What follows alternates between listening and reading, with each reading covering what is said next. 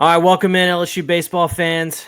I am joined this week to break down this massive series against Tennessee by my friend Andrew. Andrew, how are we doing tonight? We're doing really good. Really excited to break this series down with you. Yeah, I mean it's a big one. It's kind of one we've had circled all year.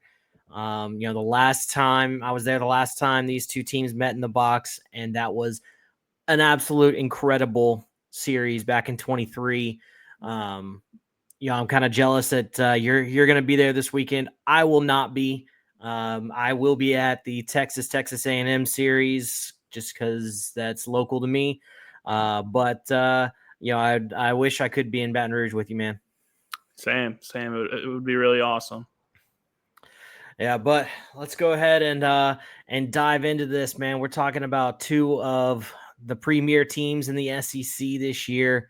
When you look at both of these teams, they seem pretty well-rounded on both sides. When you look at both offensively and pitching, it seems like to me, just based on the stats, that LSU might have a slight advantage offensively. Some of their, maybe not with the long ball, but certainly with slightly better average, especially in conference play. They're about 10 points higher, about 10 points higher as a team in conference play. What do you think about the differences between these two offenses? I think LSU has. I agree. They have a slight advantage. The clear advantage is at shortstop with Stephen Malam and Tennessee kind of rotating. They've usually gone with number 2 Ariel Antigua. I definitely butchered that last name, but Malam's the clear advantage there. Tennessee has struggled getting offensive production right there. And then Tennessee's bats, these last couple SEC weekends, they've shown they are a little vulnerable against the Kentucky pitching, against A&M's pitching as well. Yeah, and the LSU bats have gone real quiet the last few weeks too. Yeah. There's been, that's been, a big talking point amongst the LSU fan base. And I mean, it's really borne out. I mean, Jared Jones, I mean, he's just, I think at this point, you can't really say he's in a slump anymore. Like he's just been bad in SEC play, which has been really surprising. I think to me, I mean, if I was writing a lineup card, I wouldn't have him anywhere higher than like the 5 hole. Yeah. What do you think about Jared Jones? You think maybe he gets it right? I think I think Jay kind of moving Daniel Dickinson in front of him has kind of hurt him because it's forced SEC teams to pitch to Jones.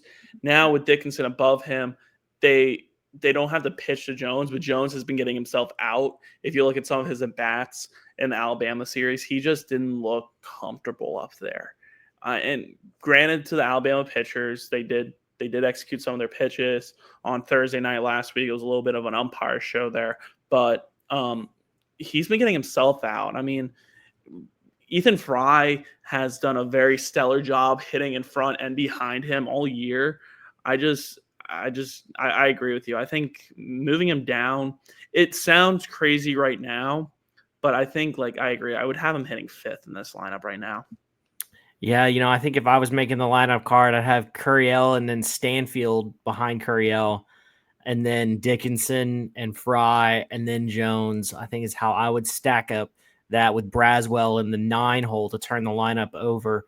I think Stanfield has just been on fire in SEC play. I mean, he leads the league in doubles against SEC competition, and he's been awesome. But I feel like we need to get him some more at bats. Another guy that's kind of been scuffling. You mentioned Milam. How he's been a rock defensively. Defensively, he's been awesome, but he's been scuffling lately. What do you see from Milam offensively? I mean, the one swing that was the best all weekend just happened to be a 3-run home run for the lead on Thursday night. Jay moved them down to 7 last night against Northwestern State, and that came to me as shocking. But then I went and rewatched his ABs, and I'm like, wow, it's it feels like these guys have just been forcing bad ABs upon themselves. They're chasing pitches. Milam's strikeout numbers have gone a little higher this year. Or no, they haven't actually. That's my bad. It just seems like he's having a lot. He's also having a lot of hard hit outs. He's getting a lot of 90 exit velos, just ground balls right to second base, ground balls, line drives, center field, right field. Yeah, they definitely haven't been finding the holes there, but yeah, he's been getting solid contact. The strikeout numbers have kind of gone up a little bit in SEC play, which I mean, it's kind of to be expected. You're seeing better pitching, but I think that's another bat that they really, really need to get going. But and when you transition a little bit here to look at the Tennessee offense, Hunter Inslee is kind of the guy that's been leading them, at least from a batting average standpoint, this season. Typically, I think he hits towards the top of their lineup. Andrew Fisher has been hitting the cover off the ball. He's hit a ton of home runs. But, I mean, I think the guy that really, kind of the straw that stirs the drink for them is Gavin Keelan. He has been just phenomenal this season. I know our Tennessee guy, Sam, who loves to troll the LSU fans, put up that statistic saying how he's got better OPS than Dylan Cruz did in 23. But I mean that's the stat, and so he's been awesome. What do you like about this Tennessee offense? They hit the ball hard. They hit the ball far. Andrew Fisher, you mentioned, the Ole Miss transfer. Dean Curley's been insane as well. Reese Chapman. And then, of course, Gavin Keelan has led the way. The Louisville transfer has just been demolishing SEC pitching. He has been banged up the last couple weeks. I don't think he is playing 100% right now. And I don't think he will be playing 100% the rest of the year. But even him at 80% is still a very key asset to this Tennessee lineup. This Tennessee lineup just works. Very quality at bats. They make pitchers make mistakes. And they hit the long ball well. They've got a ton of home runs. I'm looking here. I'm trying to look at what their home run totals are in SEC play. SEC play, Tennessee has hit 31 home runs compared to 22 for LSU. So, Tennessee's has had the long ball working all year. I know a lot of LSU fans would be like, "Oh, well, that's because they play in a small park," and sure. I mean, that's part of it. I mean, maybe a few home runs here and there, but these guys can hit. Like, don't kid yourselves. They can hit. They can hit the long ball. They will hit. I will be shocked if they have 0 home runs at the box this weekend.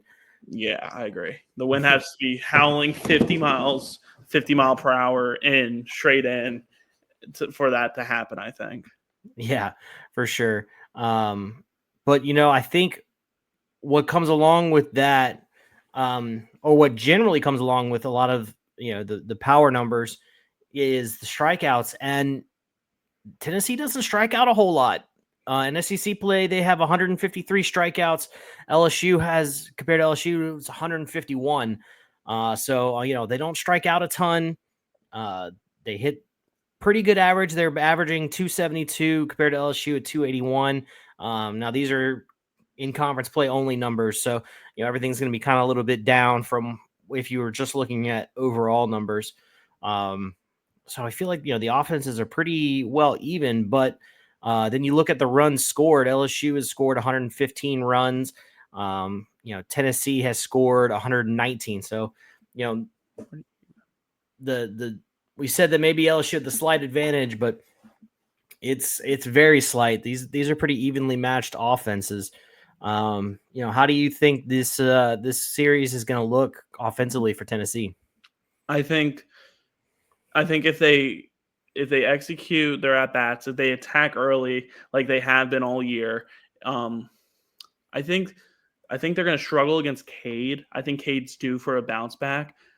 I think it's going to be a very interesting matchup against Anthony Ianson and Chase Shores, because Chase Shores, it's a tale of two stories. He can either attack you quick, get quick outs, or he's going to walk hitters. That forces Tennessee to be patient with their at bats, and that means they're going to see a lot of pitches and probably a lot of strikes. Then, I think you're coming into the box. You're coming into a very rowdy environment. People say SEC crowds don't really play that big into baseball like it does in football and basketball. I think the box is going to play a huge factor this weekend.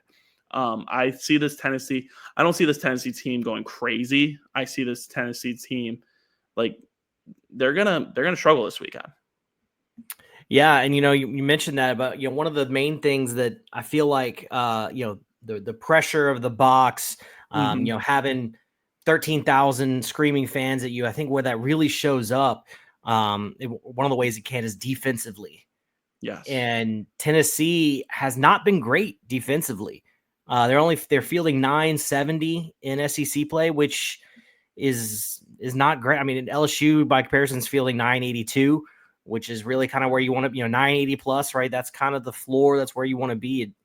Tennessee at 970. That's not great. So, that might be, an opportunity. LSU is going to have to take advantage. If Tennessee kicks the ball around, LSU has got to take advantage of any extra opportunities that are that this Tennessee defense gives them. Shifting gears a little bit to the pitching staff for Tennessee.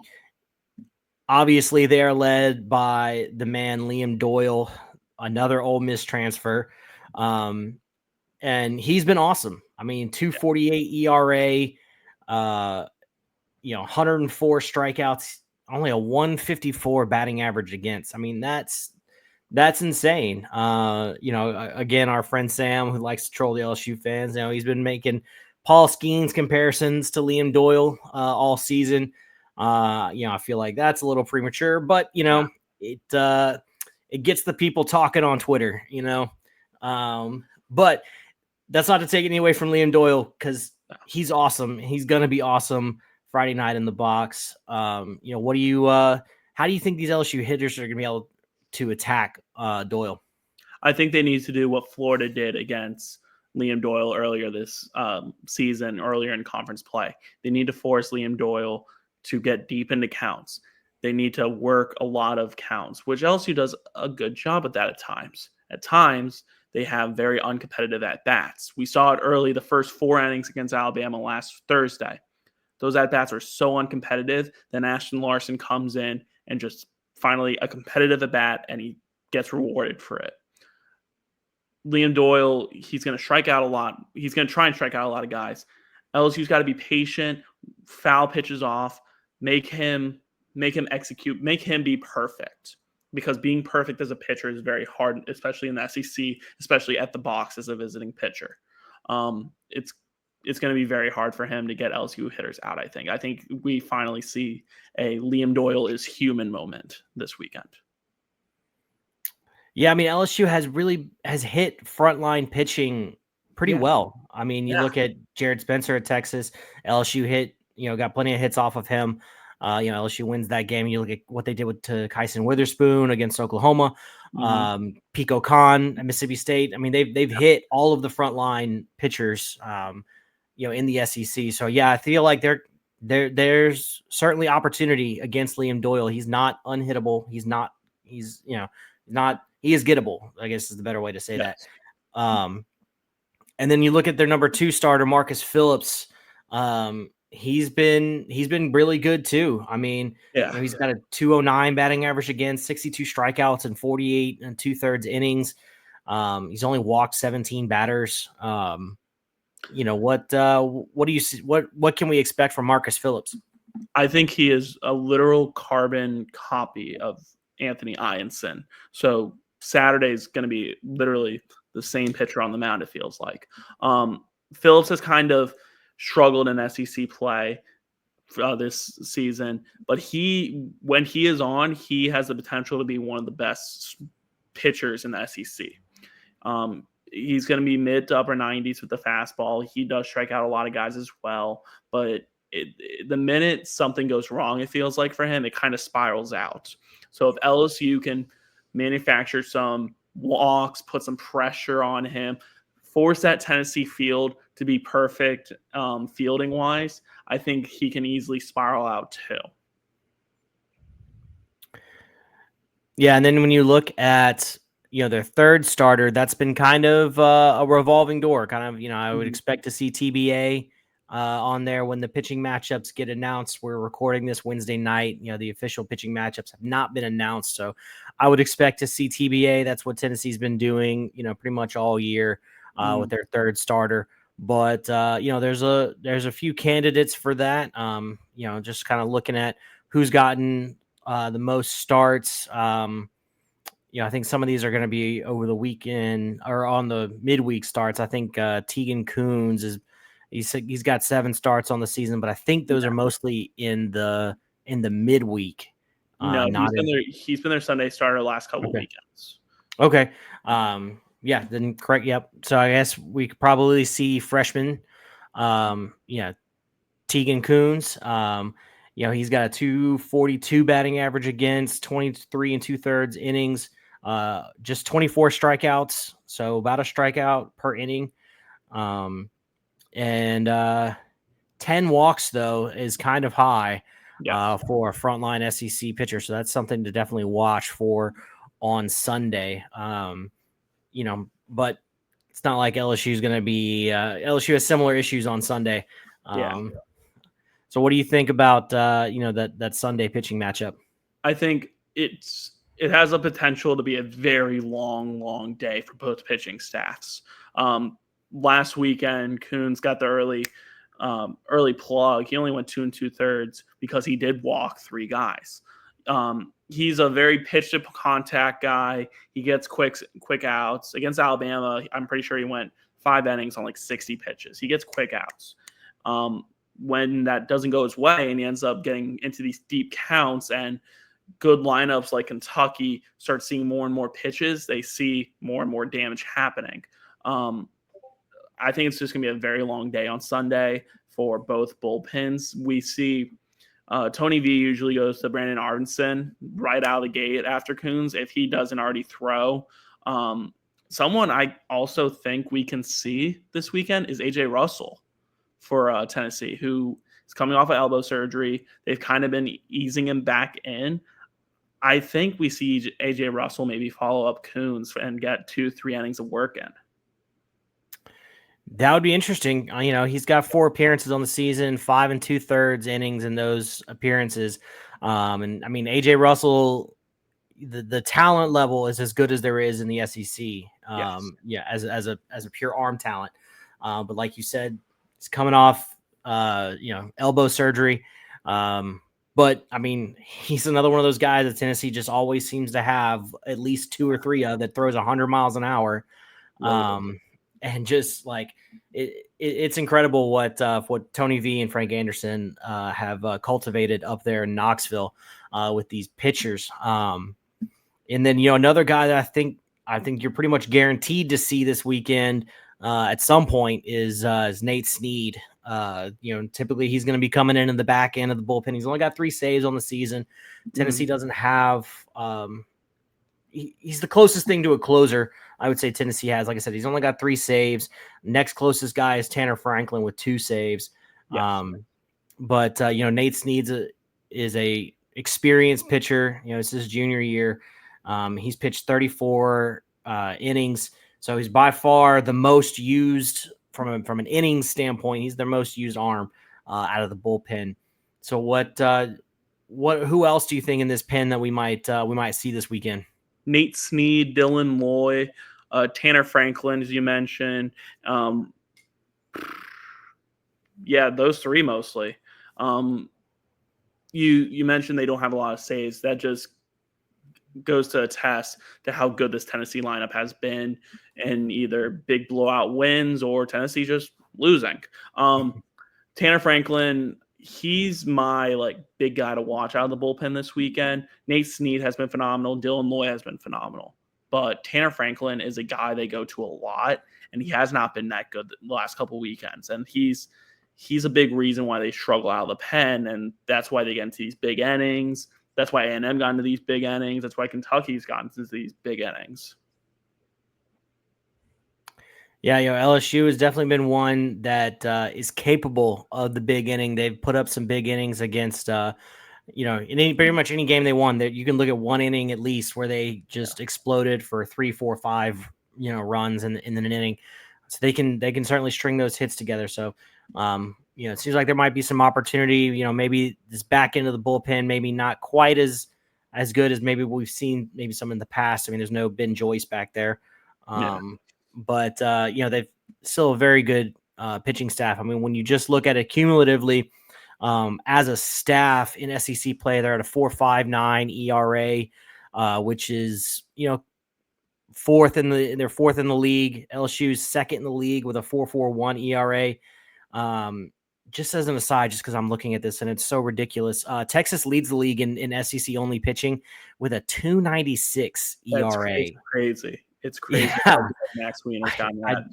It's crazy. And then LSU was second at 4.41. Like that's just wild to me. I just had to point that out just because it just jumped off the page at me. Yeah. But getting back to Tennessee and LSU, I mean, the pitching staffs are fairly equal. But if there's one thing LSU does really well, better than anybody else in the league, it's strike people out.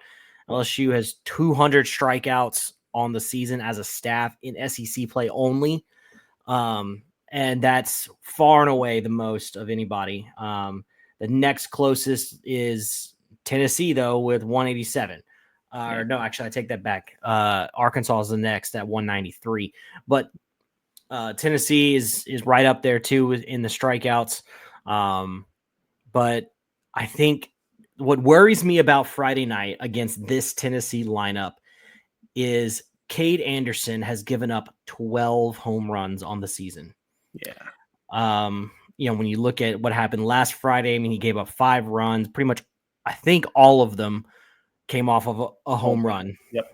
And I mean, as a staff, LSU has given up 26 home runs on the season, and Cade Anderson's given up 12 of those. Yeah. So with this Tennessee lineup, when you look at Keelan and Fisher and Levi Clark and, just all these guys that can run the ball out of the yard in a hurry, that makes me nervous. How do you see this going on Friday? I see Cade bouncing back. I see him a lot of 4 out of the 5 home runs he gave up 3 out of the 4 home runs he gave up last week. They're all off of hanging curveballs. The other one was a shake to a fastball that he just left middle. I think he's going to finally bounce back after the last 2 outings. His curveball is going to be the go-to pitch. His curveball is going to be that X factor pitch. He's going to have to execute it. Him and Luis Hernandez, they're going to have to get on the same page and say, hey, look, 2 strikes. I don't care if we have to go set up in the other batter's box. I don't care if I have to throw it 60 feet and right at the bat, right at home plate to get it to bounce perfectly. We need to have that curveball working because when it's hanging, it is a BP fastball, and those Tennessee hitters are going to see red and try and hit it right into the student section. Yeah, you definitely cannot hang curve. If you hang a curveball against this Tennessee team, they're going to hurt your feelings. And so you've got to, that curveball's got to be sharp, or he's got to just not throw it. But I think, like I said, I'm nervous about Friday, but I feel like you get enough from Cade Anderson as long as he can keep it close. If you can make it a 1-run game and then turn it over to just the absolute man coming out of the bullpen in Zach Cowan. That's how I would expect to see after that's how they've been rolling it out there. If they have a lead when Cade Anderson comes out of the game, it's Zach Cowan coming in. And I mean, his changeup is probably the best pitch on the staff, period. Yes. I mean, he's been awesome. He was just him and Evans were just announced as finalists for Stopper of the Year. Well deserved. I mean, because they let me look and see updated save numbers for them. So they both got 6 saves on the year. Zach Cowan with a 1.21 ERA, Casey Evans with a 0.67 ERA. I mean, just they're phenomenal. So once they come into the game, and that's basically game's over. You might as well just pack it up, Tennessee, and head on home. And I know as soon as I say that, watch them just blow those guys up, just because I said that, right? Because that's baseball. But moving on to Saturday, game 2, looking at Marcus Phillips and Anthony Ianson. Anthony Ianson, you said they're kind of a carbon copy of Phillips. I have not watched much of Phillips this year, so I'll take your word for that. Anthony, his MO is if you're going to get him, you're going to get him early. Yes. If you're going to hit Anthony Ianson, you got to hit him early, because if you don't hit him early, you're not going to hit him. That's the way he's been. You get stronger as the game goes on, until they have to pull him. He actually leads the team among the starters, leads in ERA with a 3.52 ERA. But at times, walks have been an issue, especially, like I said, early in games. So we got to, he's got to make sure that if he gives up a walk, that he's not giving up a blast right after that. Yeah. Because that's gonna hurt him. This Tennessee team, they like to strike early. They like to be aggressive early. If they can manage Ianson to get himself into trouble, then it's gonna be a long day for him. It's gonna be a long day for this LSU staff again. And I think the way Ianson's been pitching, I think Ianson has been one of the better pitchers in the SEC as well. Maybe even top 15 to say. That might be crazy to say, but he's been that good when he is fully on. I don't think it's crazy to say at all. I mean, he's got 83 strikeouts. I mean, him and Anderson are top 5 in the SEC in strikeouts. And the 224, actually, Ianson and Anderson both have exactly a 224 batting average against, which is kind of interesting. But no, I don't think that's crazy to say it at all. I mean, Anthony Ianson has been nails, and then Kason Evans usually coming in behind him. Yeah. If Ianson can give you 6, and you've got a lead or tied, and then Evans coming in right after that, you feel really good about your odds and your chances for that. And then comes Sunday. Sunday's gonna be a very long game. I'm gonna get that out of the way. It's gonna be a long game, especially if Jay decides to go with the opener, Connor Ware again. Yeah, I don't know how what's going to happen. I would expect to see a TBA on Sunday for LSU. I know last week they announced Shores as the Sunday starter, but then didn't start Shores as the Sunday starter. So, maybe they go Ware for the opener again. I mean, Ware did he did okay as the opener last weekend. But then it was hard to find. I just don't know if there's consistent enough arms that you can count on by the time if you've already burned Cowan and Evans. There's not enough consistency in the rest of the bullpen. I feel like where you can use an opener, because you're just gonna, at that point, it's a Johnny Holstaff thing, and you're gonna get, maybe you're gonna expect a guy to go maybe 2 innings max for the most part. Yeah. And then you're gonna be rolling another guy out there who may have his good stuff and may be awesome, or may walk 4 guys and give up a grand slam. Like, you don't know what it's gonna be. You literally just explained William Schmidt. That's what he's been in SEC play. His midweek outings have been phenomenal. When they were in Frisco, he was phenomenal. In the beginning of the season, he was phenomenal, and then he's kind of gotten that freshman that humble pie. But even last night, Maverick Rizzi didn't look that good. I mean, Cooper Williams got his first little, I'm human too. Because I'm a big Cooper Williams fan. He has been a very reliant lefty, and I wish that he's gotten more opportunities out of the pen.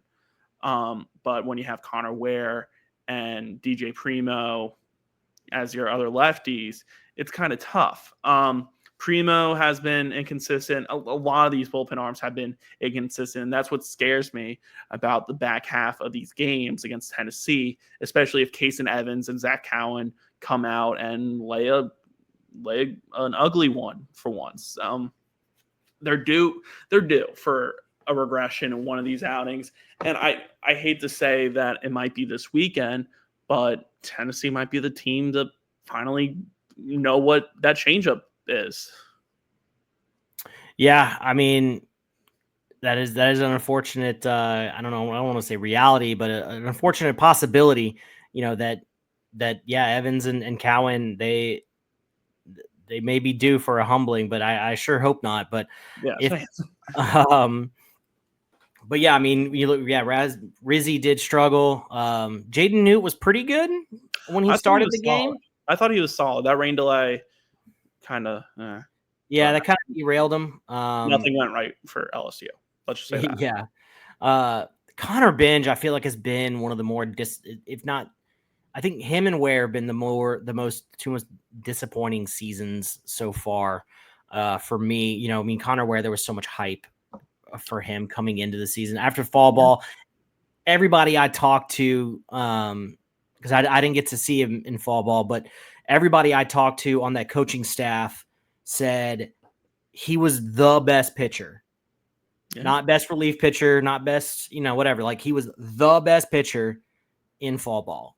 And and in the early part of the season, you saw some of that. Like at Dallas Baptist, he was awesome, at the beginning of the season. But it just hasn't been there for him most of the year. And then Connor Binge, man, I mean, you look at what happened last weekend where he gives up 3 walks and a hit by pitch, and then forces, Jay's trying to save Cowan and Evans. So he brings in Binge to try and get the last 2 outs of the game.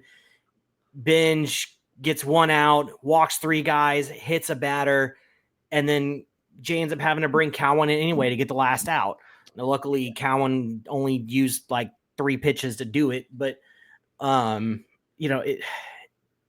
Jay was so mad when he went to go get Binge because you could tell because Jay always has the guy, the pitcher currently pitching, hand the ball off to the bullpen guy coming in. But in that instance, he was just like, "Give me the ball, go! Like just go away." Yeah. I can't look at you right now. I can't believe it. Even the first thing he said to us in the media pool was, "By the way, I never do that. I never do that." And it sounded like he was questioning himself. Like, why did I do that? I think he was trying to tell himself in the back of his head that Case and Evans will be used later in the weekend. But in my opinion, he threw 35 pitches. He needed 2 more outs. Just burn him for the weekend. You got to trust your bullpen. But yet again, you just hit on it. Connor Bench has not been good this year. It was against Omaha, Nebraska when he came in after Grant Fontenot and he messed up a pickoff play and then hit 2 guys. It seems like his sinker's just been like running right out of his hand, and he hasn't been spotting it up. I don't know if that's like a him and catcher thing to talk about, but he has been a big disappointment this year. Yeah, and I really hope he turns it around. I'm really rooting for him. Yeah. His stuff is awesome. I mean, he's been up to 97 this year. Yeah. He's got all the potential in the world. Just got to figure it out, man. But on the bright side of a pitcher that I've really seen, I feel like might be starting to turn the corner and could really be a huge weapon out of the bullpen is Jacob Myers. Mm-hmm. I mean, the guy is practically unhittable. He's only given up 2 hits on the season. He has a .074 batting average against, which is insane. The problem with him has always been the walks. Yes. But in his last couple of outings, he's really cut down on the walks. Like he's a guy where I feel like Jay is going to, at some point this weekend, it's going to be a situation where Jay's like, I have to have a strikeout right here.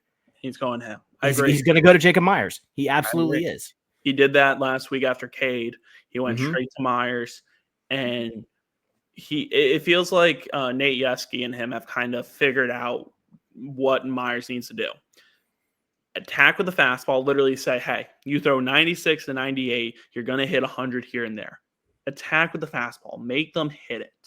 He's always had the problem with the walks. I watched him a lot last year at Nichols, and he always had a problem with walking people.